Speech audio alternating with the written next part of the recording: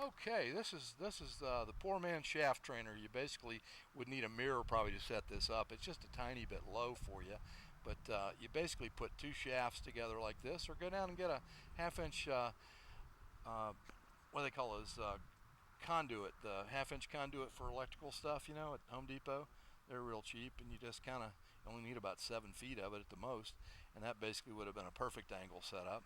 So as you go back, your right arm really doesn't need to bend at all. So notice how you're bending a little bit more from the hip joint. So that brings us over here to that 40 to 45 range there. At 43, that's great. And the belt line points a little closer to being a foot past the ball. So that didn't feel terrible. It's a change, obviously. But as you go back, basically we're just letting that right arm stay straight. And if it stays straight, then we just follow back perfectly. Now that's no different than where we were before, so we really haven't improved that position, but we've hugely improved the position because you were so folded up it had no place to go but this way. Now with that staying straight, it can go right on up to a better position. See, that right arm is keeping you above the plane a little bit more. But there's the backswing, and then as we go through, there's the through swing coming through. There's the back. Now as that right arm stays straight, it's going to gradually fold, keeping that elbow kind of pointing to the ground a little bit, and it basically takes us back over the bicep. So that's your checkpoint. If you're swinging back to the half position, it should be basically over the bicep. And it'd be great to set this up in the backyard where you got a mirror or a sliding glass doors or whatever you got handy that you can see. And basically as we're coming back down, the right arm hadn't done anything. It's just staying right there. Your triangle is swinging out towards the target.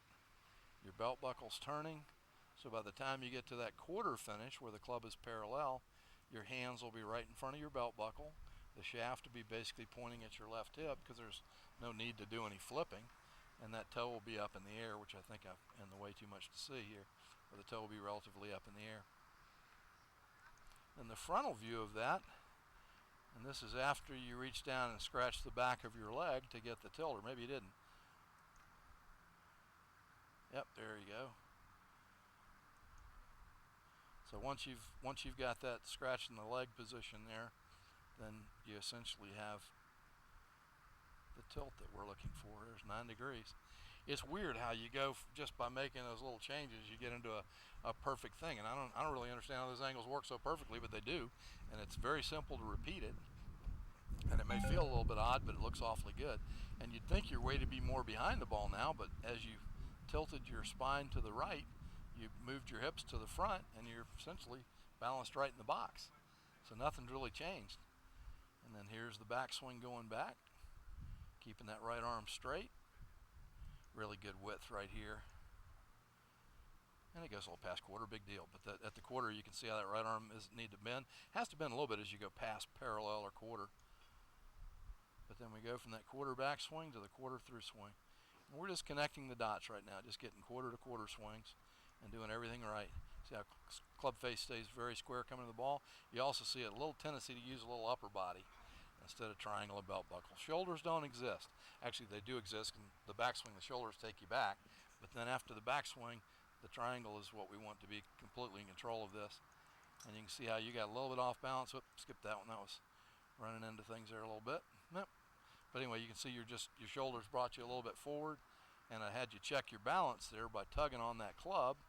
And if we're tugging on that club, you're just a little off balance. So you bring your belt buckle out in front of you. And guess what it does? When you bring your belt buckle out, you get back on that, closer to that line. So everything just comes through. So that's really good to do in slow motion in front of the mirror because you only have room, as we said, one positive thought. So if you're thinking about all this stuff, it's too much. So just by rehearsing it and getting a feel. You know, the weird thing about how our brains work is you really only have room for one positive thought. I mean, you're used to in your job, you go from one thought to this thought to that thought. You can move very quickly from one thought to the next. But even with your agile mind with the ability to do that, you only have the ability to retain one thought at a time. It's just the limitation of our mind, especially in the 2/10 of the downswing. There's very little time to think about stuff. So I want you to deal more with pictures than anything else. So, and pictures comes from feels, and so that's where you can have a dozen feels in the swing, but you only have room for one thought. So that's why doing these little drills are going to be great. Now let's go over here and find these before pictures. And you can just see right from the setup, and the setup for a quarter is not going to be any different than the setup for a full swing. Driver, we might get a wider stance and a little bit more tilt to the right. As you widen the stance, you get a little bit more tilt, but essentially this is going to stay intact. This 9 or 10 degrees, which you duplicated perfectly there just by not even doing it, but the image of scratching the back behind the right knee. And here I think we gave that. And actually, we were being a little kind to that before. It's actually needing a little left, isn't it? But anyways, this goes back. You were taking this back. The right arm collapses rather quickly. And so you really don't have a lot of width at this point with that right arm collapsing. With the right arm staying straight, you have a tremendous amount more width. Width being checked by that parallel position. And you can see now there's roughly a hand space here. Plus, notice how it's pulled your body into the right place. That's what I love about this. If you keep the width and you let your shoulders or your torso kind of generate this turn back, or the triangle, same thing. It's all depends on how you want to initiate this. But if we can get that right arm to stay straight, then it makes the pivot work automatically. Here, your pivot is going to have to do some stuff on its own. So you're having to start getting that pivot working. That right arm's getting collapsed behind you. It's kind of a fake wrist cock because that right arm's cocking it up. Here, this is a much more natural wrist cock. And we're actually going past the quarter, almost into the half, but a beautiful half it is. That looks great. Like I said, this means to an end. I'm not that much of a stickler for this, but I love the way you kept that right arm straight. Look at the difference from here to here versus from here to here. That's dynamically different. And this looks much more tour-like. Not that our goals look more tour-like, but they just happen to be doing things right from an efficiency standpoint. So this was cold topped, but I don't know why. It just got the top of the ball. There wasn't any real reason. Here, when you topped it, we had a real reason to do that. But now the lag is already better, and we haven't even started working on that. Let's get you back down to the same spot with this one. When that club gets to parallel, you can see your hands are 2 or 3 inches closer to your body, and it just looks more dynamic, doesn't it? This looks a million times better, and this one wasn't top. No fairness in this game.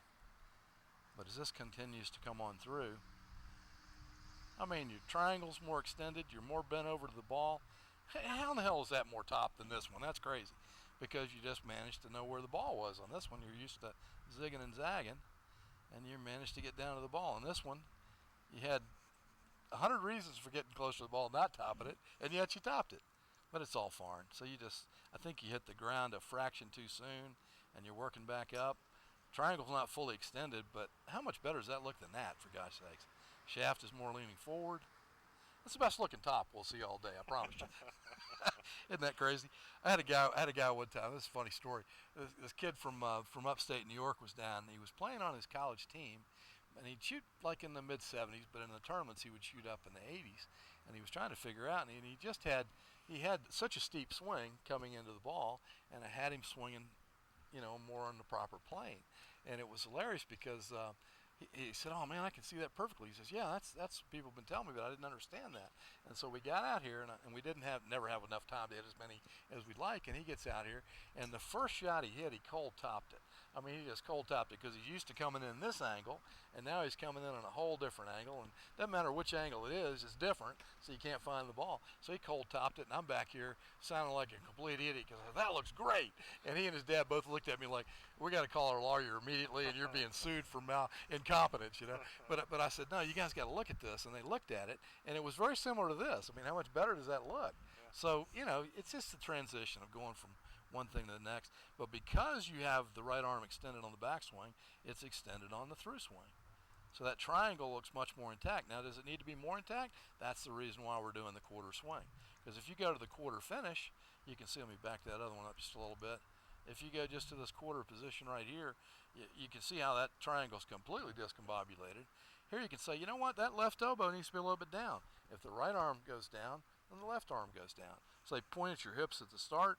They should basically still point to your hips or to your ground, to the ground as you go. So that's one of the aspects of doing those quarter swings that we're looking at.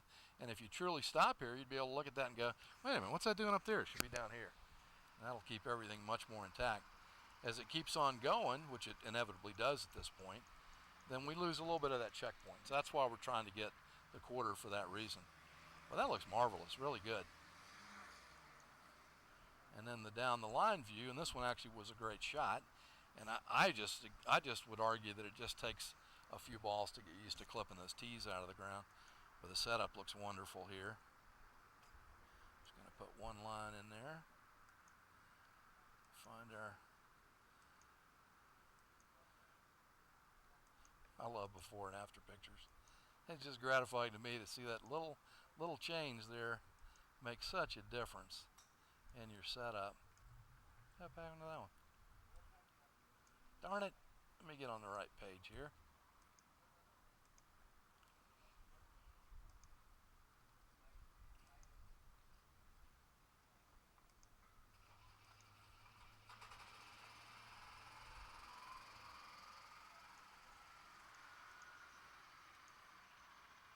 Now I got the right button.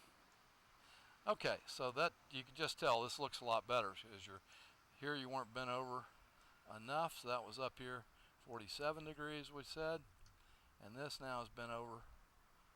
Oh, perfect, 40 degrees. So that's a great angle. And you can see your belt line points now about a foot past the ball. That's your check point.